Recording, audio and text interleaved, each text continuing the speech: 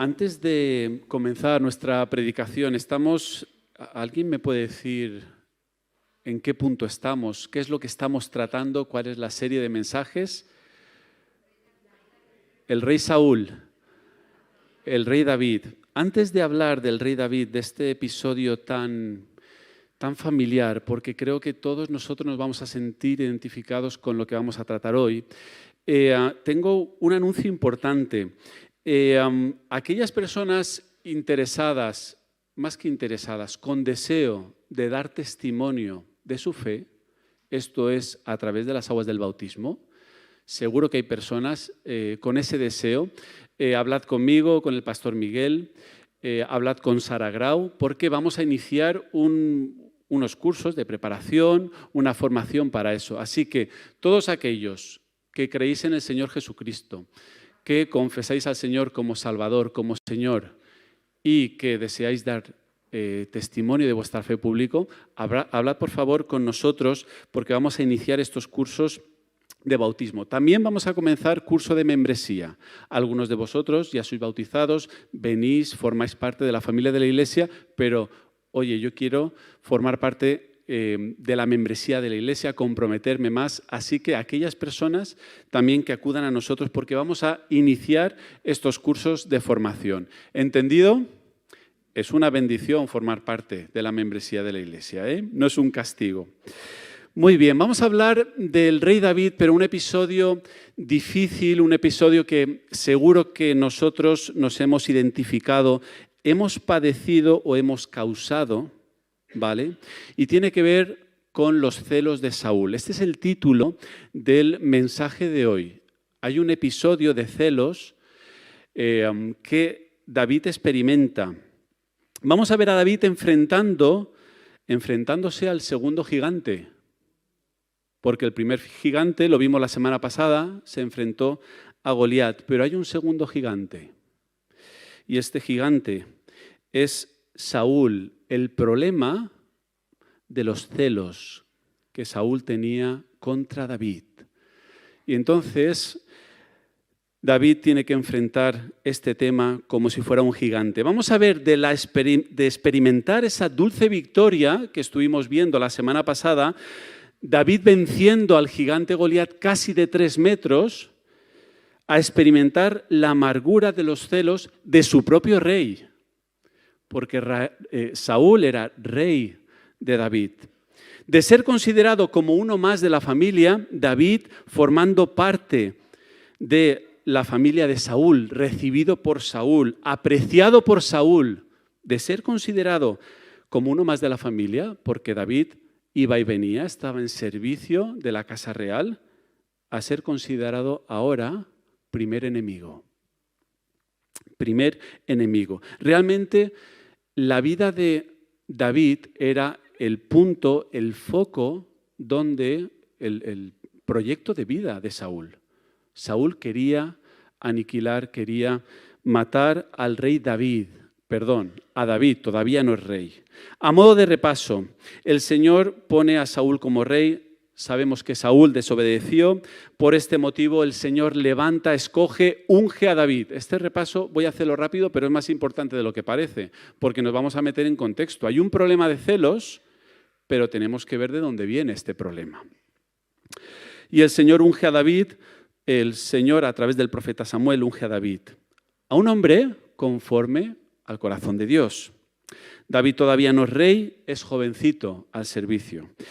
Y en este episodio de celos, esto tiene que ver mucho con lo que pasó con Goliat. David venciendo al gigante Goliat. Goliat se detiene ante los soldados israelitas y los desafía. Les grita, dice el texto, yo desafío al ejército de Israel. Elegid a un hombre que pelee conmigo, enviadme a alguien para que luchemos cuerpo a cuerpo. Ya explicó el pastor Miguel lo que significaba elegir a un hombre entre los ejércitos para representar esa victoria. Luchando el más potente de ellos, pues representaba la victoria del ejército. Cuando Saúl y los israelitas oyeron las palabras de aquel filisteo, quedaron desconcertados y tuvieron mucho miedo, dice el texto. Cuando Saúl y los israelitas, ahí estaba Saúl, temeroso, temeroso, temeroso de Goliat. Y ojo, los 3 hermanos mayores de David estaban en esa batalla, los 3 hermanos mayores. Pero David, al ser el menor, lo que hacía era estar cuidando, estar en la casa de su padre, en Isaí, cuidando del rebaño y también, de forma puntual, iba y venía a estar al servicio del rey Saúl. Y dice, primera de Samuel 17:16, que este desafío de Goliat no fue puntual, machacó durante 40 días. O sea, el desafío de Goliat durante 40 días, mañana y noche, o mañana y tarde, dice el texto. Y esto es importante. Saúl y los israelitas desconcertados, llenos de miedo. Vamos a quedarnos con esta frase, llenos de temor, llenos de miedo. Estoy en primer libro de Samuel 17, perdonad, no lo he dicho, ¿no? Claro, buscarlo.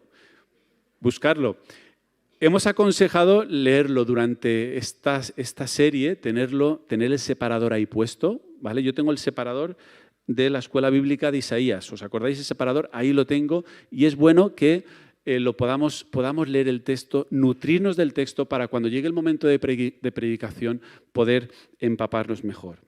Saúl y los israelitas desconcertados, llenos de temor, de miedo. Isaí le pide a David que vaya al campo de batalla a averiguar cómo están sus hermanos, él es el menor, y a llevarle provisiones, ¿vale? David llega a ese campo de batalla y escuchó el desafío de Goliat. Claro, 40 días desafiando mañana y noche, en algún momento coincidía. David se entera de esto.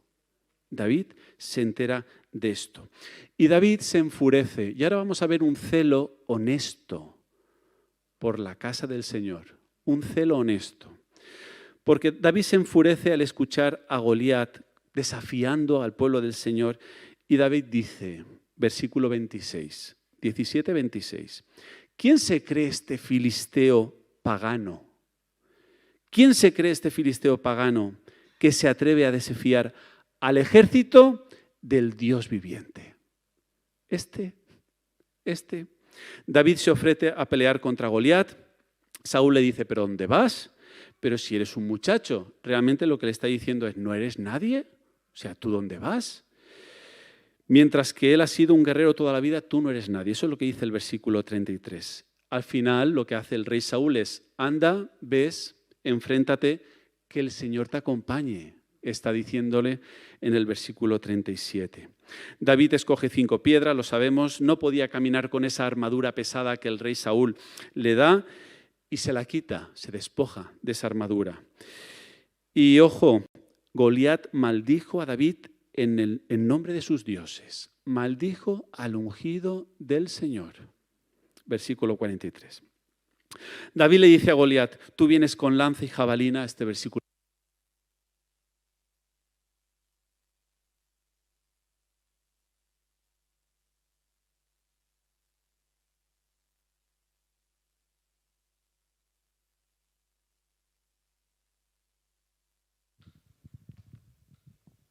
Sí, ahora.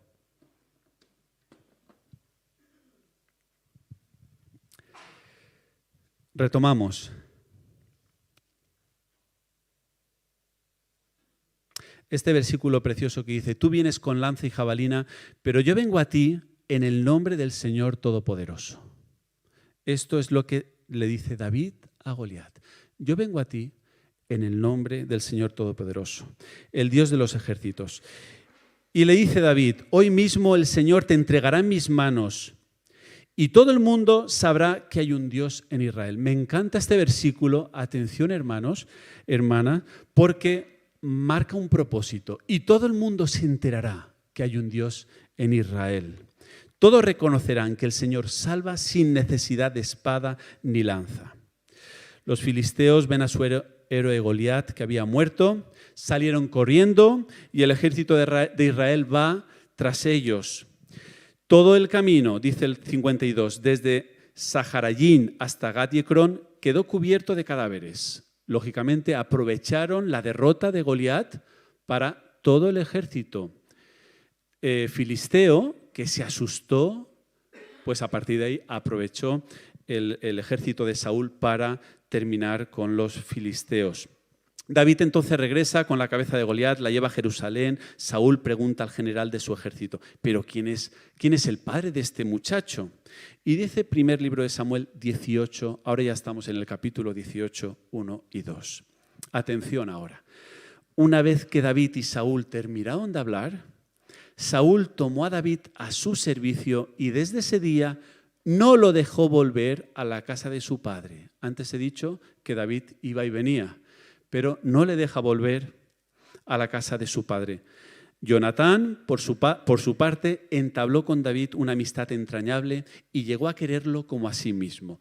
Otro domingo reservamos este tema de la amistad, porque también hay tela para un domingo, un mensaje, y lo reservamos para otra ocasión, ¿vale? Pero hasta aquí todo es dulce, es bonito. No ha pasado nada. David está al servicio del rey Saúl. La confianza que tenía el rey Saúl hacia David era total. Fijaros en qué momento estamos. Dice 18:5, el versículo 5, cualquier encargo que Saúl le da a David lo cumple con éxito. Con éxito. Y Saúl lo pone al mando de todo su ejército, lo premia. Hasta aquí todo este momento es dulce y encima sumado a la amistad con Jonatán. Pero ahora se acerca el detonante, el momento duro, desconcertante para David. El ejército regresa del campo de batalla y dice el primer libro de Samuel 18. De todos los pueblos de Israel salían mujeres a recibir al rey Saúl, al son de liras y panderetas. ¿A recibir al quién? Al rey Saúl. Al son de liras, panderetas, cantaban, bailaban, había música y exclamaban con gran regocijo, con gran alegría. Saúl mató a miles, pero David a sus 10,000. ¿A cuántos mató David? 10. A uno. Representaba a 10,000. Sabemos que es un canto que está representando, pues bueno, la proeza de David. Y dice el versículo 8, disgustado por lo que decían, Saúl se enfureció y protestó. A David le dan crédito por 10,000, pero a mí por miles. Lo único que falta es que le den el reino. Y a partir de esa ocasión, Saúl empezó a mirar a David con recelo. Y ese es el tema que nos ocupa, con recelo. La palabra dice, a partir de aquel momento Saúl sintió celos de David. Reina Valera dice, y desde aquel día Saúl no miró con buenos ojos a David, desde aquel día. ¿Qué veía Saúl en David? Pregunto, ¿cuál era el problema que veía en David? Lo que estaba viendo era una amenaza para su reino. Lo que Saúl estaba viendo en David era una amenaza para su reino. ¿Y quién era el rey de ese reino? Pregunto. ¿Quién era el rey de ese reino? El propio Saúl. El mismo Saúl. ¿Y quién era el rey del reino de David? El Señor, Yahvé, Dios de los ejércitos. El Señor. La raíz en hebreo de celos tiene que ver con mirar mal. La raíz viene de ahí. Tiene que ver con vigilar, pero no una vigilancia normal, sino estar pendiente, vigilante, pero mirando con malos ojos. Mirando con malos ojos. Fijaros qué interesante, ¿eh?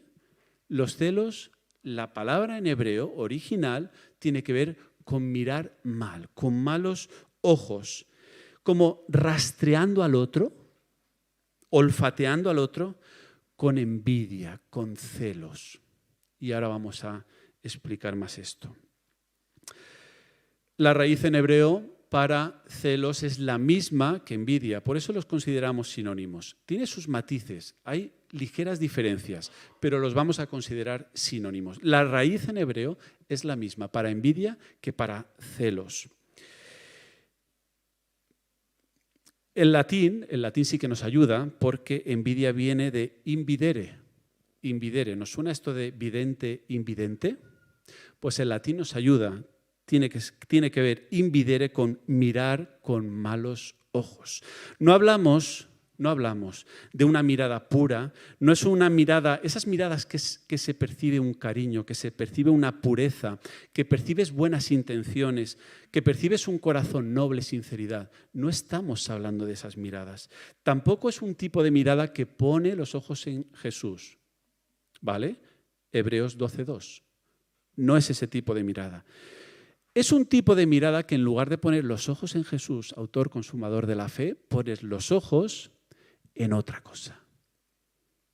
En otra cosa o en otra persona, pero mirando mal. Es importante esto.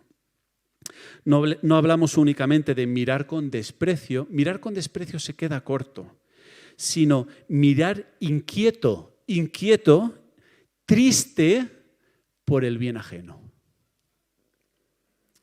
Hemos cantado, te entrego mi lengua, mis ojos, mis labios, mis manos, mis labios y mi corazón. Mis ojos, mis ojos.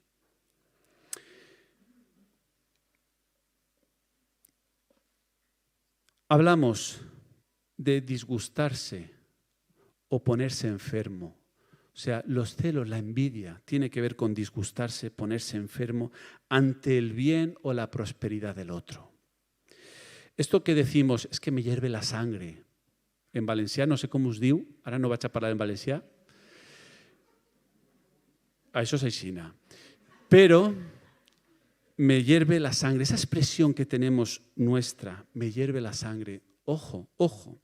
Los celos, envidia no tiene que ver con llorar con los que lloran o reír con los que ríen, Romanos 12:15. Es más bien reír de los que están llorando,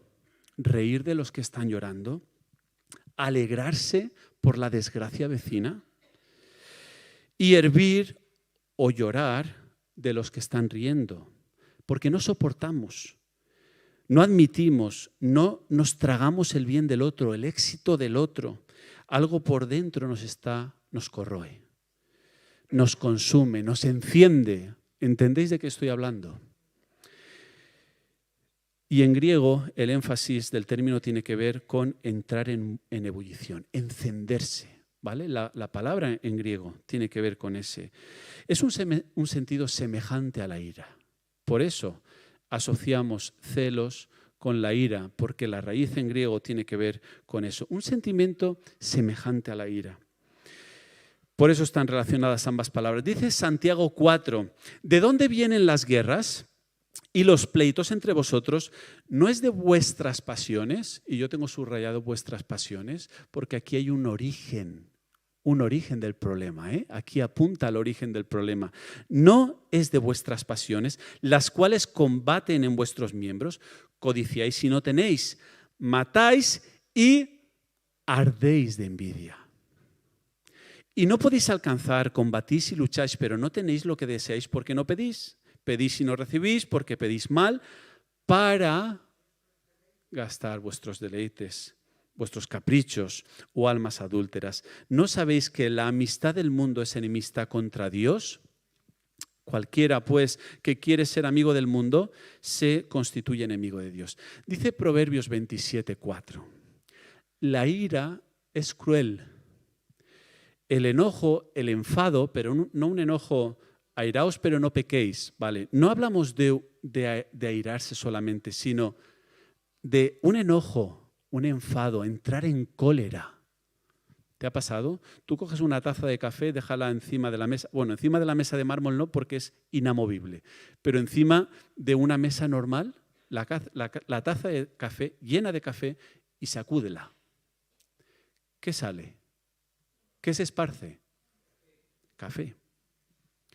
Cuando somos sacudidos, tú y yo, ¿qué se esparce de nosotros? ¿Qué sale? No contestéis, no contestéis. ¿Qué sale? ¿Qué sale? Dice Proverbios 27, la ira es cruel, el enojo, el enfado es destructivo. ¿Qué sabiduría hay? Pero los celos son incontrolables. indomables, como un caballo desbocado. Vemos crueldad en la ira. Vemos destrucción en el enfado. Este enfado incontrolable, pecaminoso que hemos hablado. Y ojo, estos elementos están incluidos dentro de los celos. Pero se quedan cortos para describir el poder destructor de los celos. El poder dañino de los celos. Porque los celos son, dice, incontrolables, indomables. Son aún más peligrosos que todo esto que hemos dicho. Dice Nueva Traducción Viviente. La ira es cruel, el enojo, estar fuera de sí, es como una inundación. Qué interesante, ¿vale? Dice, pero los celos son aún más peligrosos. Qué interesante. Destructivos, dañinos, incontrolables, arrolladores, son enfermizos para quien cae en este pecado. Claro, si tú no lo defines como pecado, no estás ajustándote al criterio bíblico. Claro que es un sentimiento, pero es pecado también. ¿Por qué? ¿Por qué el peligro de caer en esto? Porque arruinan, amargan nuestros corazones. Arrancan toda la paz que el Señor planta, que el Señor pone en nosotros. Además, intentan arruinar al otro. No solo se destruye uno, sino que hay un intento por destruir al otro. Lo vemos en Saúl con David, era su blanco. Intenta arruinar al otro, ¿cómo? Pero ¿cómo si ahora lanzas y jabalinas no tenemos? Espero. Despellejando al otro, dejando cadáveres en la cuneta, sembrando calumnias, mentiras hacia el otro. Y esto es una realidad. Esto es una realidad. Yo cuando era niño, en la mesa de casa, durante la comida y fuera de ella, prohibido despellejar a nadie. Prohibido, estaba prohibido. Mis padres lo tenían prohibido, no consentían eso. No consentían. Ahora, eso no significaba que cayéramos, que nos equivocáramos en alguna ocasión, pero desechábamos la crítica y la murmuración. ¿Sabéis por qué? Porque la palabra del Señor lo dice, ¿no? Porque edifica o destruye. Y se fomentaba hablar primero con el Señor y después con la persona. Eso fue una bendición, por supuesto, como todas las familias cayendo en errores. Pero cada uno escoge. Eso fue una bendición, pero cada uno escoge. No sé cómo has vivido, lo que te han enseñado, cómo te has criado, pero ¿cómo son tus conversaciones ahora alrededor de la mesa, fuera de ella, en cuanto a este tema? ¿Qué tono cogen? No me digas un re mayor. ¿Qué tono cogen? ¿Se habla de lo bueno, de lo justo, de lo respetable? Filipenses 4:8. ¿Se habla de lo bueno, de lo justo, de lo respetable? ¿O dejamos salir brotes de amargura derivadas de celos, de envidias, de rencor? No olvidemos que Saúl llegó a apreciar mucho a David. Esto lo vemos en el versículo 21. Saúl llegó a apreciar mucho a David. Y David va a experimentar esa travesía, experiencia amarga, pero sin buscarlo. ¿Qué culpa tenía el rey David? Todavía no es rey, qué manía. ¿Qué culpa tiene David si él está obedeciendo al Señor? Se va a enfrentar a este segundo gigante. En el nombre del Señor. En el nombre del Señor. Y nuestros gigantes, sea que los celos sea un problema para nosotros o que estemos recibiendo ataques, nuestros gigantes los resolvemos en el nombre del Señor. Y vuelvo al versículo 8, dice, Saúl, disgustado por lo que decían, se enfureció. Ese primer signo visible de los celos, se enfureció y protestó y dijo, a David le dan crédito por 10,000, pero a mí por 1,000. Se enfurece por esto. No podía aceptar que David fuera superior al rey. Y después este enfado desmedido, desmesurado, estar fuera de él. Después de esto vienen los sentimientos o pensamientos negativos, fruto de su propia imaginación. Estas conversaciones internas que cada uno tenemos. ¿Cuál fue la conversación interna de Saúl? Dice, pues lo único que le falta es que le den el reino. Y entonces ahí va, run, run, run, run. Lo único que le falta es que le den el reino. Y ahí se estaba el corazón amargo, fundando y echando raíces de amargura. Y a partir de esa ocasión, dice el texto, Saúl empezó a mirar a David con recelo. Pero atención, hermanos, David no reacciona con bajeza a pesar del maltrato que recibió de Saúl. Repito, no reacciona con bajeza, no se pone al nivel miserable de Saúl a pesar de recibir ese maltrato. Cuando Saúl vio que él prosperaba mucho, le tuvo temor, dice el versículo 15. Es decir, David, a pesar de los celos de Saúl, que implicaba que Saúl quería matarle, a pesar de esto, David prosperaba. ¿Qué pasó en el interior de Saúl para pasar de este aprecio, de esta estima, al odio, a los celos y la envidia? Dice el versículo 9, al día siguiente un espíritu maligno, un mal espíritu de parte de Dios se apoderó de Saúl. Mientras David tocaba, Saúl tenía una lanza en la mano y hasta 2 veces intentó clavársela. Nueva traducción viviente. Saúl se la arrojó pensando, a este lo clavo en la pared. ¿Vale? Esta expresión me parece muy interesante. A este me lo cargo. Saúl sabía que el Señor lo había abandonado y que ahora estaba con David. Por eso le tiene temor. ¿Cuál es la consecuencia de los celos, de estos celos destructivos, dañinos del ser humano y en el ser humano? ¿Cuál es la consecuencia? Hermanos, ¿cuál es la consecuencia? Pecado más pecado y perdición. En Saúl vemos ira, asesinato, ese intento de matar a David, mentira, falsedad, disfrazado de aprecio. Mentira, falsedad, disfrazado de aprecio. Saúl ordena a sus funcionarios, dice, hablad con David en privado y decirle, oye, el rey te aprecia y todos sus funcionarios te quieren, acepta ser su yerno. Estaban buscando esa confianza, esa cercanía. En realidad lo que Saúl quería era que cayera en manos de los filisteos para que acabaran con la vida de David. ¿Veis esa estrategia enfermiza, disfrazando la ira, el rencor, disfrazándolo de amistad y de compasión? Nuestro pecado disfrazado de buenas caras, de buenas palabras, de simpatía, cuando en el fondo lo que hay es celos, envidias, ira, calumnia, acusación falsa. Y esto la palabra del Señor en Mateo 5:21 lo dice claramente. Esto es atentar contra tu hermano. ¿Os acordáis de la canción Salmo 133? Mirad cuán bueno y cuán delicioso es habitar los hermanos juntos. Menos mal, gracias.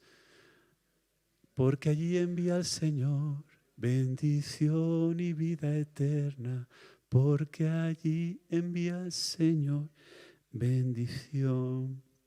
¿Vemos armonía? Algunos no la sabéis, ahora en el centenario la vamos a aprender, no os preocupéis. Porque allí envía el Señor bendición y vida eterna. ¿Tú ves armonía, ves bendición allí donde hay celos y envidias? Porque la luz no puede convivir con la oscuridad.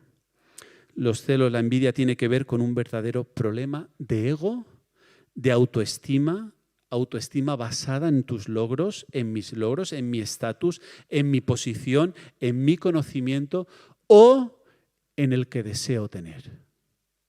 Y no alcanzo. No es una autoestima basada en el valor que tengo, atención, en el valor que tengo en Cristo.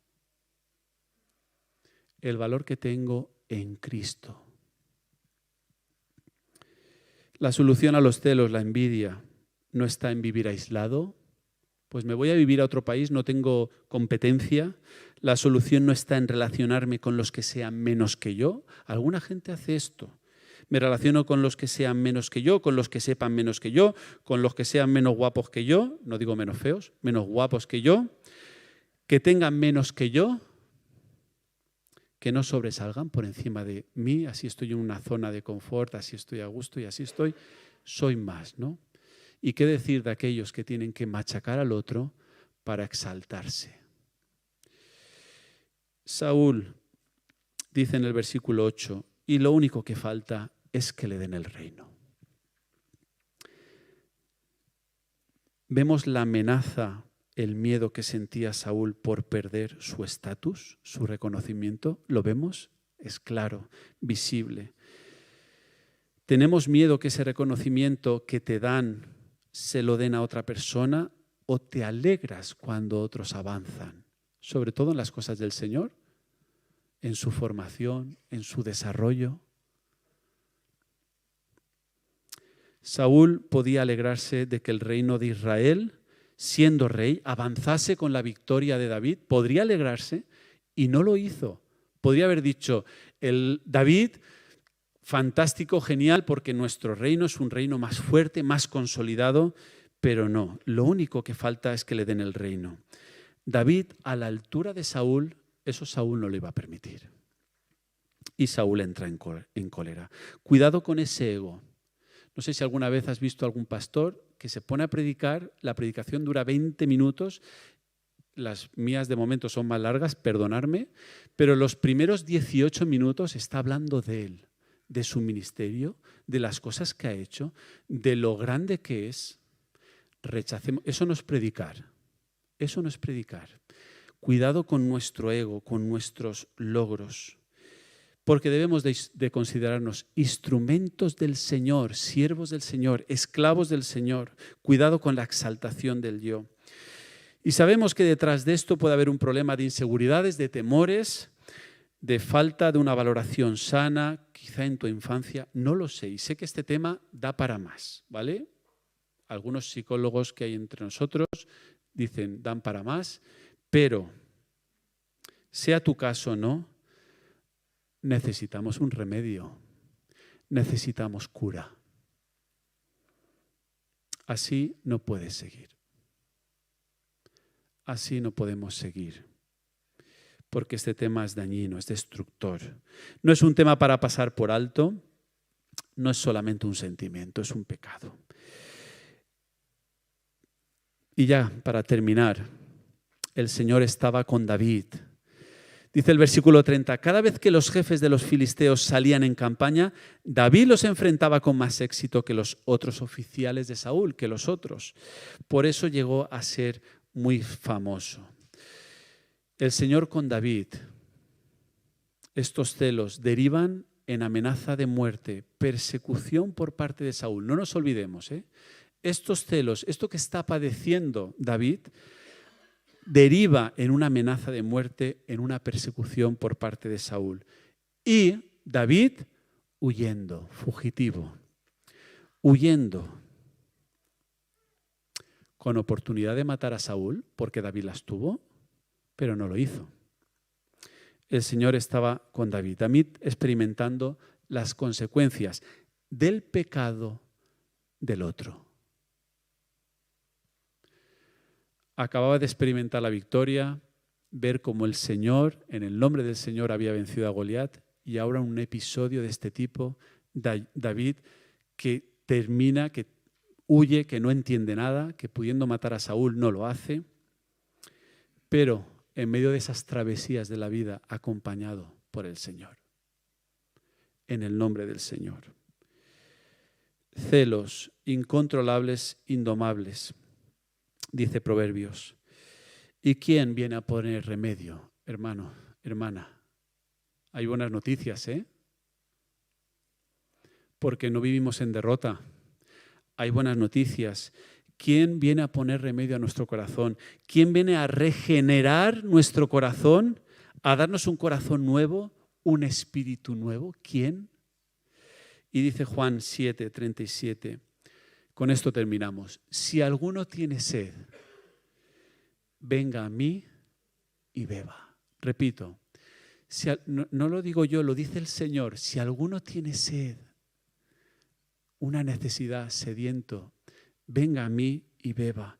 El que cree en mí, como dice la Escritura, de su interior correrán ríos de agua viva. No ríos de agua amarga, de agua estancada, de lodo, de miseria. Porque vivir dentro de los celos, instalado en los celos, en la envidia, es vivir instalado en la miseria. Pero no. De su interior correrán ríos de agua viva. ¿Tienes sed? ¿Tenemos sed? En este aspecto que tratamos hoy, ¿es un problema para ti este tema de la envidia, de los celos? Y si para ti no es un problema, cuidado, Cuidado, no caigamos. El que cree estar firme, cuidado, no caiga. Tenemos sed, estamos necesitados. Si alguno tiene sed, venga a mí y beba. Porque el que cree en mí, como dice la Escritura, de su interior correrán ríos de agua viva. Amén. Creo que es momento de ponernos delante del Señor. 1 minuto, 2 minutos. Te invito a inclinar tu cabeza, a tener un tiempo de conversación con el Señor, porque la palabra del Señor es expuesta y el Señor la aplica a nuestros corazones. Pidámoselo a Él, que Él trabaje con nosotros en cuanto a este tema. El Señor conoce tu necesidad y nos ponemos delante de Él, en silencio, antes de despedirnos y antes de cantar la última canción. Vamos a orar en silencio.